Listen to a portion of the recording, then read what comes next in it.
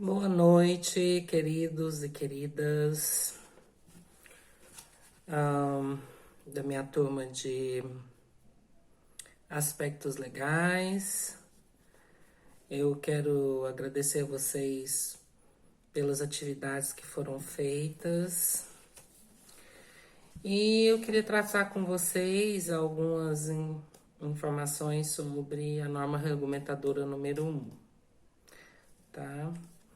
Vocês podem observar aqui no início que há um sumário que vai tratar dos objetivos, do campo de aplicação, das competências e estrutura, direitos e deveres, da prestação de informação digital e digitalização de documentos, capacitação e treinamento em segurança e saúde no trabalho, tratamento diferenciado para microempreendedor individual, microempreendedor, empresa de pequeno porte e disposições gerais.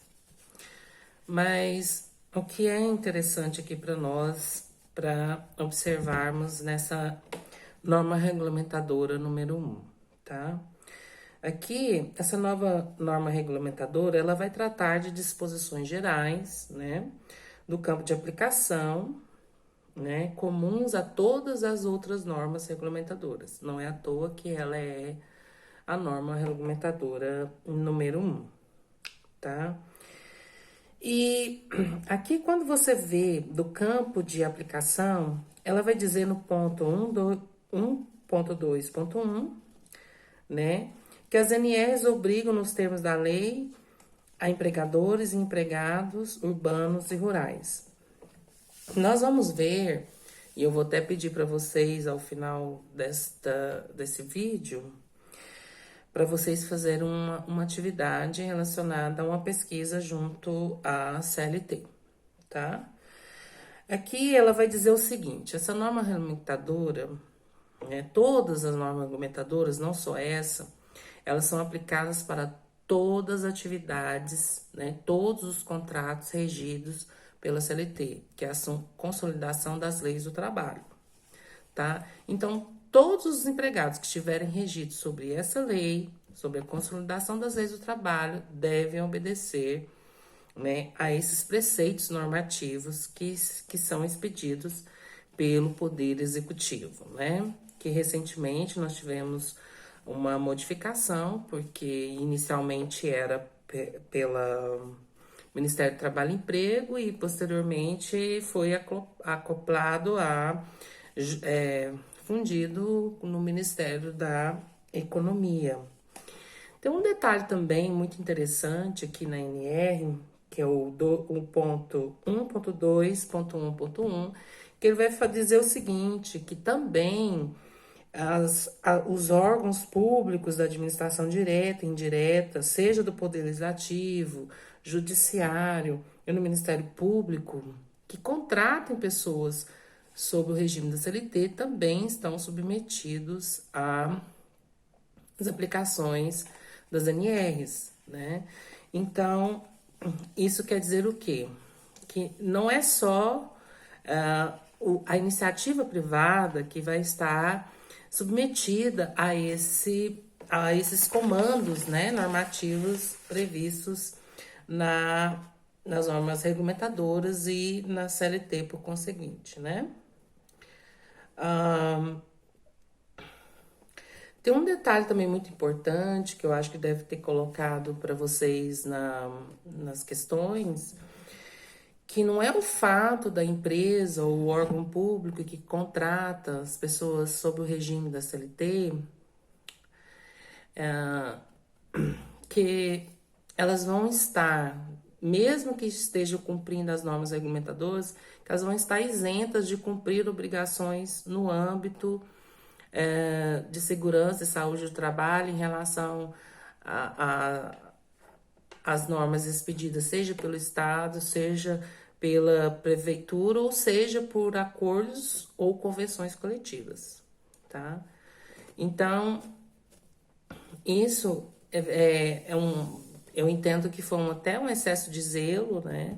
Porque a gente viu anteriormente que, seja o órgão público ou não, que contrato sobre o regime da CLT, ele está obrigado a obedecer às normas regulamentadoras e também a própria CLT, tá? Mas aqui, esse ponto é muito interessante, porque a gente vê que há exigências tanto municipais quanto estaduais que determinam certas atitudes de segurança, né?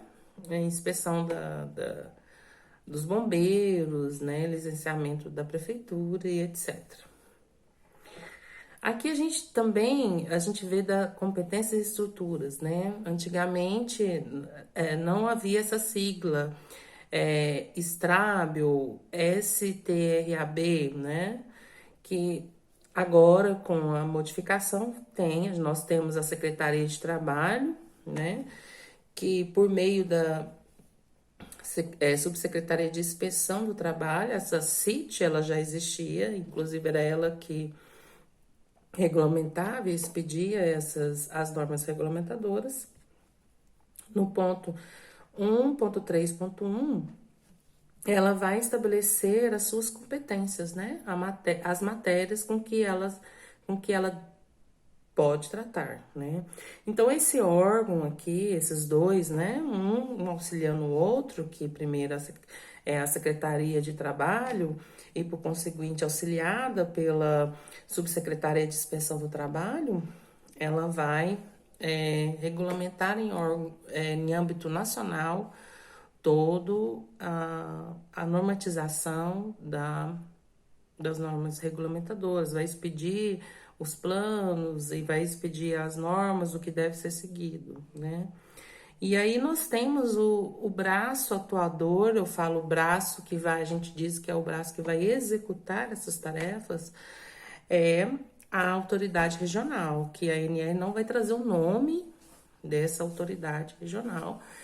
A CLT ela vai tratar como Delegacia Regional de Trabalho, depois nós vimos que tem as secretarias regionais do trabalho, né?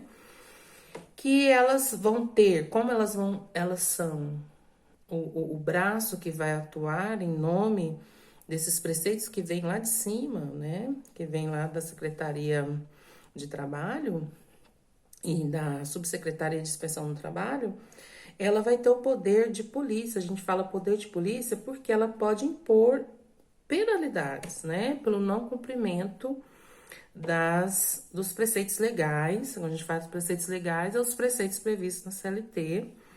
E também as regulamentares. Quando a gente fala regulamentares, são em relação às normas regulamentadoras relativas à segurança e saúde do trabalho, tá? A gente vê também aqui que ele vai falar dos direitos e deveres do empregador, né? E dos trabalhadores. Quando nós fizemos aquela atividade relacionada, que a gente copiou alguns artigos da CLT, ele vai basicamente não repetir, mas ele vai dar um maior esclarecimento sobre aquelas obrigações, tanto para o empregado quanto para o empregador, tá? E ao final também eu vou pedir para vocês que copiem, né? No caderno de vocês, que pode ser inclusive questões de tanto de concurso quanto para seleção, né? Em alguma empresa que vocês forem trabalhar.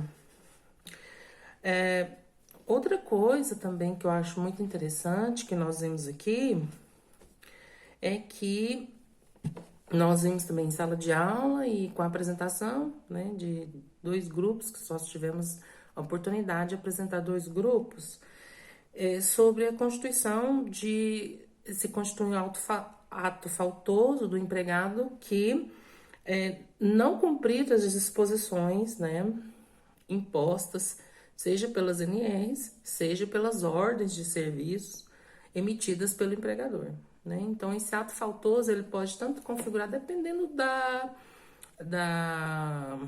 infração, né? Pode ser advertência, pode ser suspensão, pode ser, inclusive, uma demissão por justa causa, dependendo da gravidade da situação, tá? Aqui ele vai falar também que o empregado ele pode interromper suas atividades quando constatar uma situação de trabalho, uma situação de risco no trabalho, né? Que envolva um risco iminente à sua vida, à sua saúde, informando imediatamente o seu superior hierárquico, né?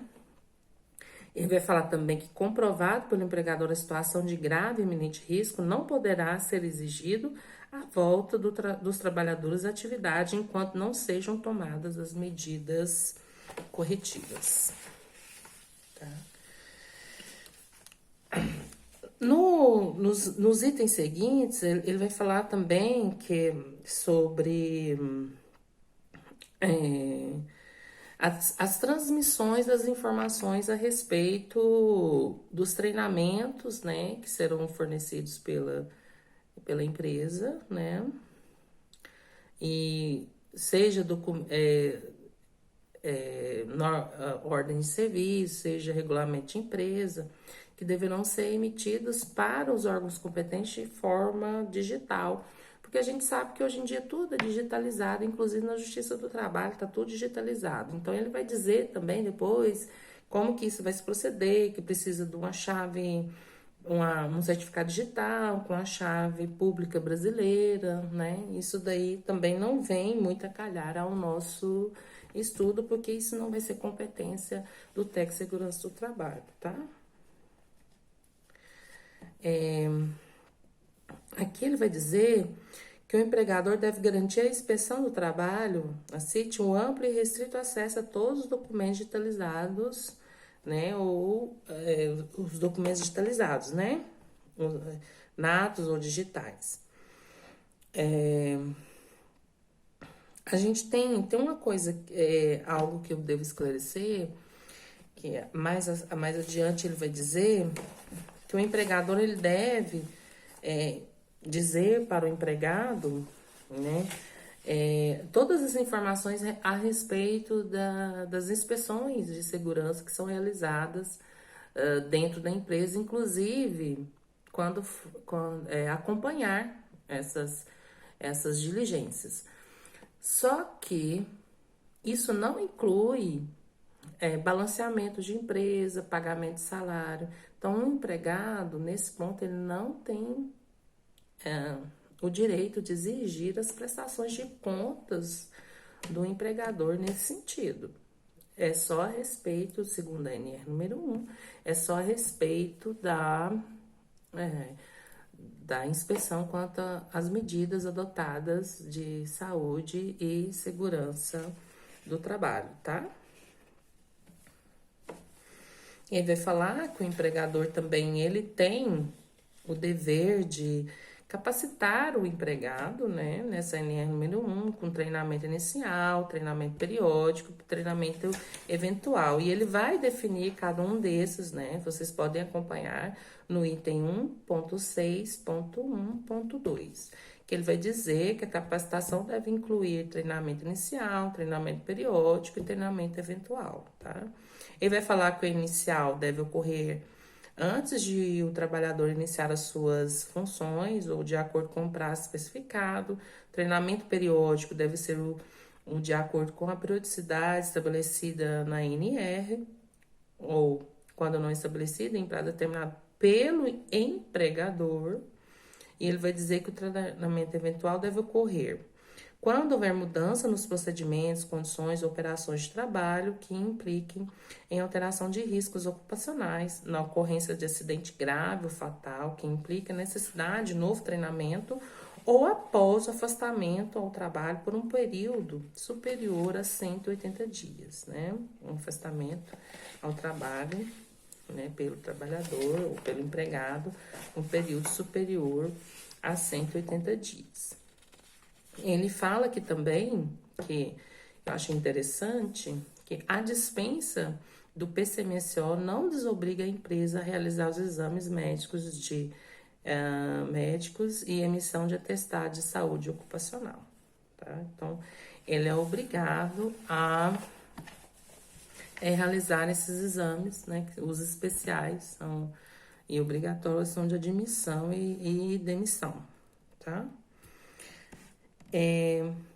Ele vai trazer no anexo 1 os termos e definições especiais, né, que vai servir para compreender todos os demais ANIEs que vocês estudarão ou pela oportunidade a gente poder estudar conjuntamente, né.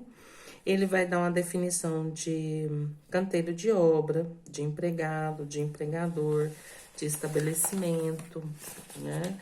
De fonte de trabalho, local de trabalho, de obra, de ordem de serviço, segurança e saúde no trabalho, organização, período, fator de risco, prevenção, responsável técnico pela capacitação, risco relacionado ao trabalho ou risco ocupacional, setor de serviço e trabalhador.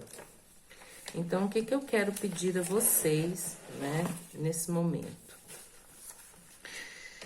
Dito isso, né, eu sei que aqui não é um vídeo ao vivo, mas eu vou estar à disposição nas redes sociais, né, e vocês podem entrar em contato comigo. Eu gostaria que vocês copiassem as definições constantes no anexo 1, que eu acabei de dizer, no caderno de vocês, porque vocês sabem que eu gosto de caderninho bonitinho. Eu quero que vocês copiem o item 1.3.1, 1.3.2 e o item 1.3.3, bem como todo o item 1.4. Então, não é só 1.4, é 1.4.1. Vamos ver aqui, ó. Eu quero que vocês copiem no caderno de vocês, tá? Até o item 1.4.4.1, tá? No caderno de vocês, que eu acho de extrema importância, tudo bem? Nós vamos conversando. Frise esses pedidos que eu coloquei aqui para vocês, tá? Eu quero no caderninho bonitinho para me colocar o parabéns e a presença de todos vocês. Eu peço que, para quem tem religiosidade, para quem acredita em Deus, ore e peça para o nosso país, que nós estamos passando por períodos tenebrosos, sinistros, que não envolve só o âmbito dos homens, tá? Uma opinião minha, eu não vou me estender a isso. E eu quero que vocês fiquem com Deus, um grande beijo e façam as tarefinhas.